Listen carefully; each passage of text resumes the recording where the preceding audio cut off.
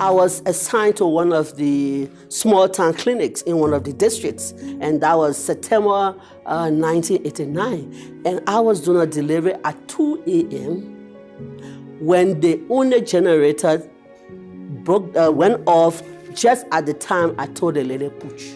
And that was so frustrating. And the only backup light that I had was a flashlight. Light is performance. Even if I'm a wealth of skills and competence, and I don't have this place littered to do the kind of job I have to do, I'm definitely not going to perform. Imagine a healthcare facility without access to energy, without electricity. That means that you don't have a refrigerator where you can keep a vaccine or you can keep a treatment. You don't have surgical services because you will need electricity. And of course, if you are in remote areas in Africa and you are helping a woman to deliver and you don't have electricity, doing that with a kerosene lamp, believe me, is really very, very sad. Most of the issues related to universal health coverage will rely on basic services that you need to have at the healthcare facilities. Sustainable, clean energy for our healthcare facilities is fundamental to deliver health.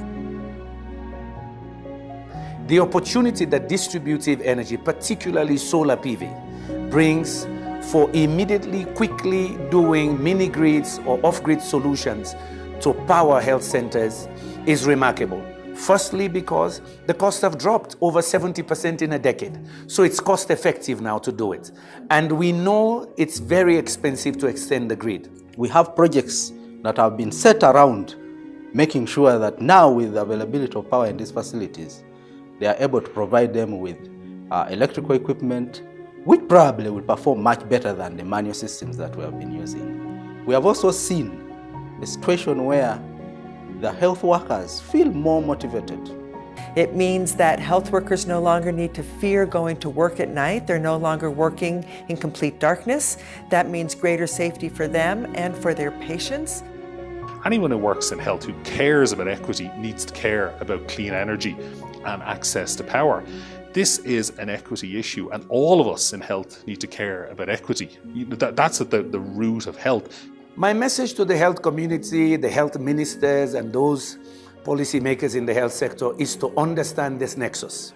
It is not either or. And so we're going to need health providers to link arms with energy providers and say, we can address this problem. Let's make this a problem of the past. So what midwives have to do, and are doing, is raising the voices in advocacy, and not only advocacy, but also show the decision makers the evidence. So I will invite the public health community, the health community, to lead by example and make sure that they are the best advocates for having clean energy at our healthcare facilities, at our hospitals, and making sure that they raise their voices